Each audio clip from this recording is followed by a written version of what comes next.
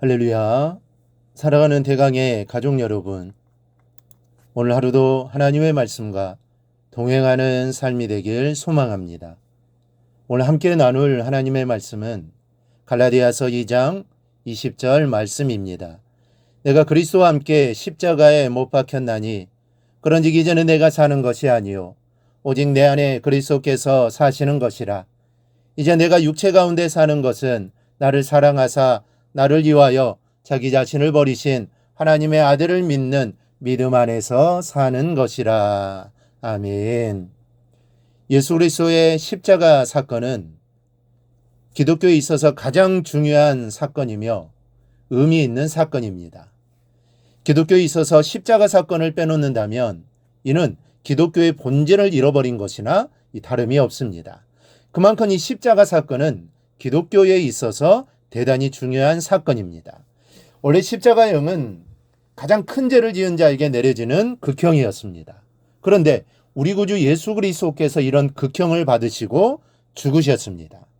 가장 수치스러운 죽음으로 죄인된 인간의 현실을 대변하고 가장 고통스러운 죽음을 통하여 죄의 심각성을 경고하시는 동시에 이러한 죽음으로 인류의 모든 죄를 대속하신 겁니다. 오늘 본문은 이 십자가의 사건에 관하여 세 가지 사실을 말씀해 줍니다. 첫째는 우리도 십자가에 못 박혔다라고 말씀합니다.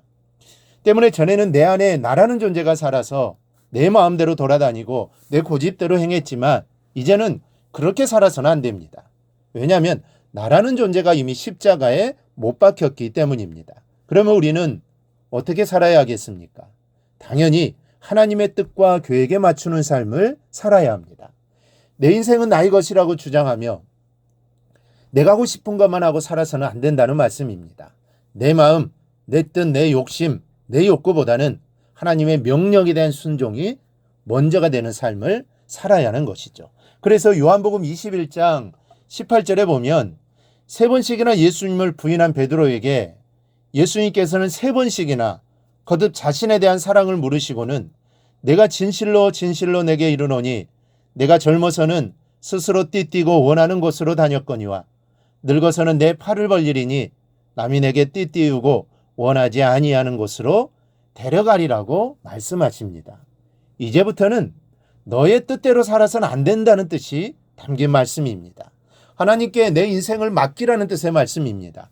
과거의 모든 삶은 십자가에 못 박았으니 이제 하나님의 뜻을 따르는 새로운 삶을 살라는 말씀입니다. 여러분의 인생, 아니 적어도 오늘 하루가 이런 삶이 되기를 바랍니다. 여러분들의 이제까지의 죄악된 모든 삶을 예수님의 십자가에 모두 못 박고 이제는 하나님의 뜻을 따르는 하나님의 자녀다운 새 삶을 살아가기를 축원합니다. 둘째로 이 십자가의 사건을 통하여 내 안에 그리스도께서 사시게 되었다라고 말씀합니다. 예수를 믿는 순간 예수님의 십자가에 이전까지의 나는 못 박혀 죽은 것입니다. 그리고 죽은 나 대신 예수 그리스도께서 내 안에 들어오셔서 나를 주관하시기 시작하시는 겁니다. 이것이 바로 믿음입니다. 내가 나를 주관하는 것이 아니라 나는 죽고 내 안에 사시는 예수께서 나를 주관하시는 것이 믿음입니다. 주님께서 말씀하신 대로 따라 순종하며 사는 것이 믿음입니다. 믿는 자에게는 그 마음에 주님이 계셔서 그 사람을 주장하시기 때문입니다. 그러니 여러분은 스스로를 한번 테스트해 보십시오. 내 속에 나는 없고 그리스도가 살아계신지, 주님이 가고자 하시는 곳에 내가 가기를 원하는지를 생각해 보아야 합니다. 주님이 머물고자 하는 곳에 머물고자 하는지, 내가 마음에 생각하고 행하고자 하는 것들이 주님이 기뻐하실 만한 것들인지를 생각해 보시기 바랍니다. 생각해 보고 그렇지 않은 부분이 많다라는 생각이 들거든 나를 죽이고 주님의 뜻대로 따르기를 위해 기도하시기를 바랍니다. 내가 죽고 내 안에 주님이 살아계시는 흔적이 있어야 믿음이 있다라고 할 수 있는 것입니다. 사도 바울은 자신에게 예수의 흔적이 있다고 했습니다. 이 말은 자신 안에 예수로 살았던 흔적을 의미합니다. 내 자신의 뜻대로 살았다면 예수의 흔적은 없을 것입니다. 그런데 사도 바울은 오직 예수로 살았던 사람입니다. 오직 믿음으로 살았던 사람이죠.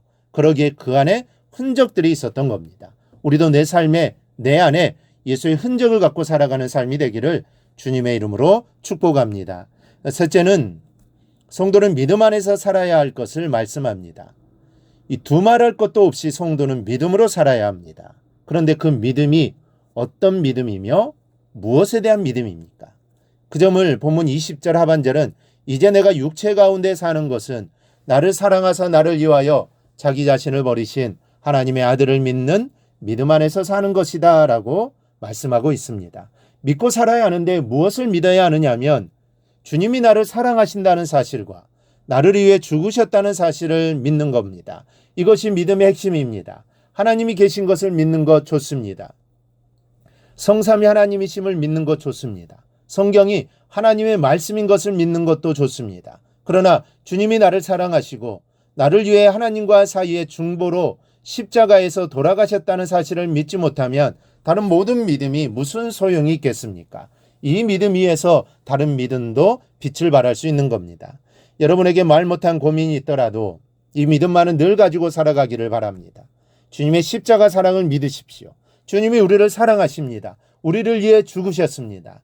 이 사실을 믿고 모든 인생의 문제에 믿음으로 맞서는 우리 성도들이 되기를 바랍니다. 그리하여 주님의 십자가로 인해 늘 승리하며 살아가기를 주님의 이름으로 축원합니다. 오늘 묵상한 말씀을 굳게 잡고 삶으로 실천하며 살아내는 대강의 모든 성도들이 되기를 축복합니다.